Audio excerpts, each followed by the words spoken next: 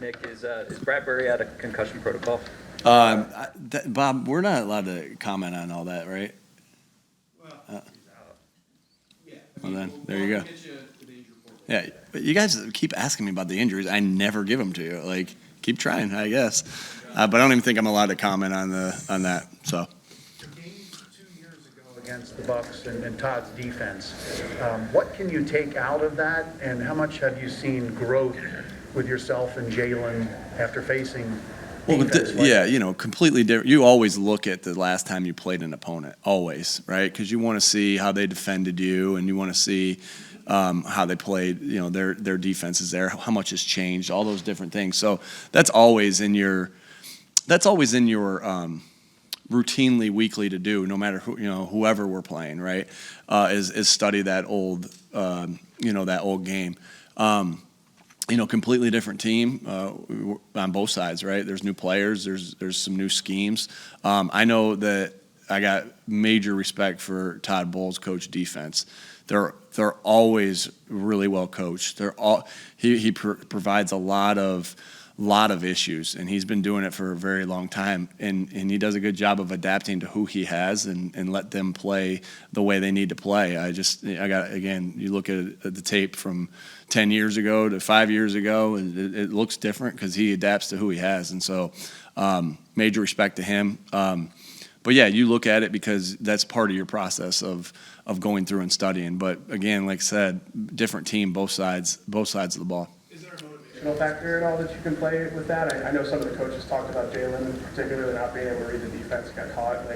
Is that something you use at all? Our greatest motivation is not wanting to let each other down. There'll always be other things there'd be good stories to tell and all that, but we want to make sure we're a team, and our greatest motivation is not to let each other down, and so that will be our motivation, and that's always going to be our motivation here. 2 years ago, when you had to come off that Thursday game against the Bucs, you used that time to really look at the offense and come up with some changes. Obviously, you're 2-0. Things aren't as dire, but the offense hasn't been clicking, especially the pass offense, as much. Did you kind of look at it that way, or is this too early to even try and think? It's pretty early, but obviously you still go through that routine. Again, your process. So we went through the same process we would have if the Thursday night game was played on week 15, right? It just happened to be on week 2. There's less sample size to look from.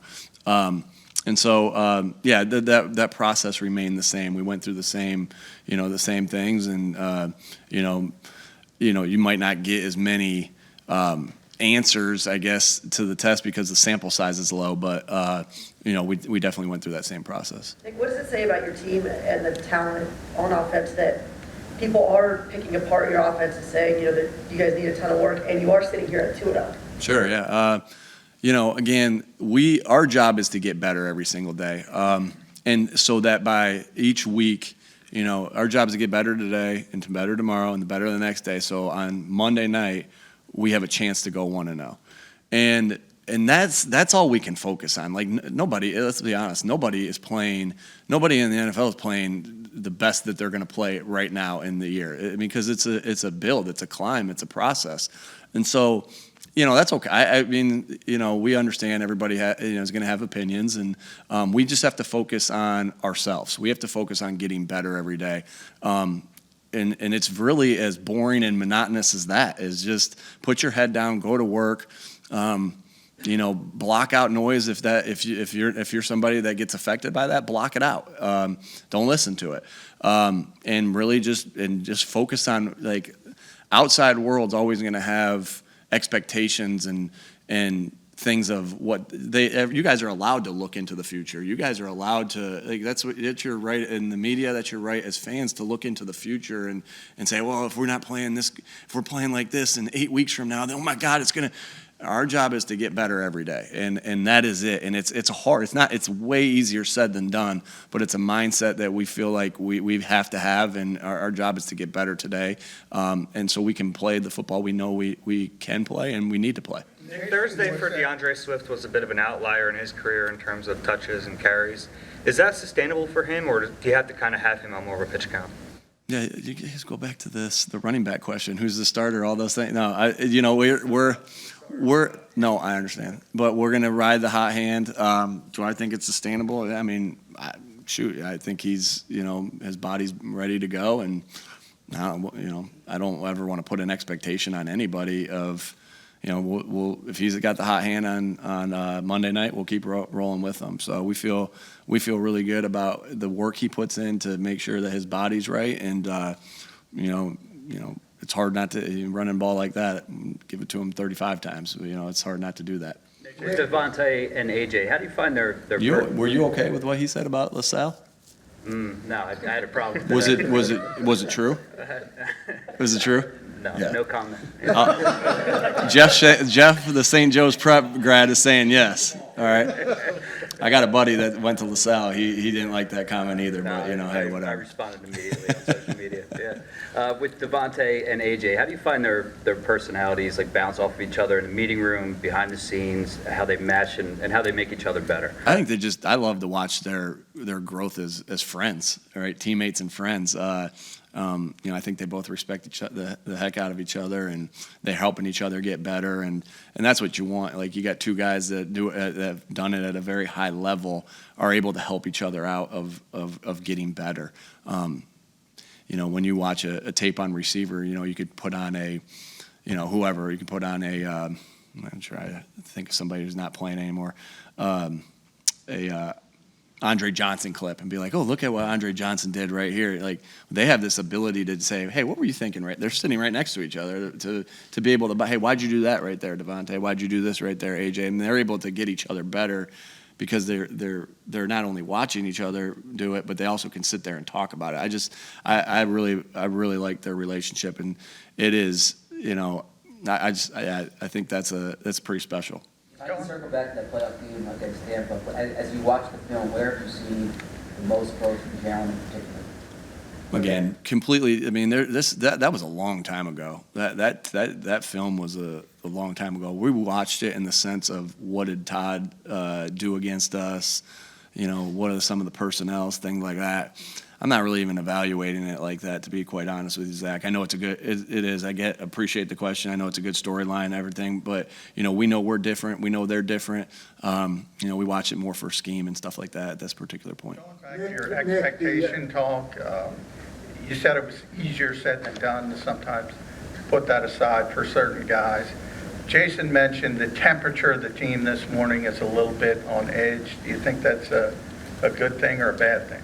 I think that when you're always, you're never complacent, right? You always want to be in that stage. If you think you're doing things, even if you're playing to our standard of being really, really good, you always want to get better from that, and you never want to be complacent, because this league can humble you very quickly. So I think just more about that is in the sense of we know we got work to do. We know we got to get better everywhere, all phases of us, and offense, defense, special teams, coaching. We know we have to just get better, and that's just I think that's just the reality of what the NFL is. Nick, the history of the NFL says the Super Bowl loser is not the same the next year. I can give you all kinds of numbers. I'm sure you've seen them. What have you noticed, if anything, that are challenges coming off that? Because there's only one team in 28 years that got back. Sure. What challenges have you seen? I think just expectations of some of that stuff. Like, listen, are we going to be playing the same football that we played on February? What was the date? 12th last year. Right now, no, we're not. Nobody is. And so we're on this climb again. You're starting back from the beginning. So I think that there's expectations. And again, the thing that we did best last year is take it one day at a time, one game at a time, everything, little bits at a time.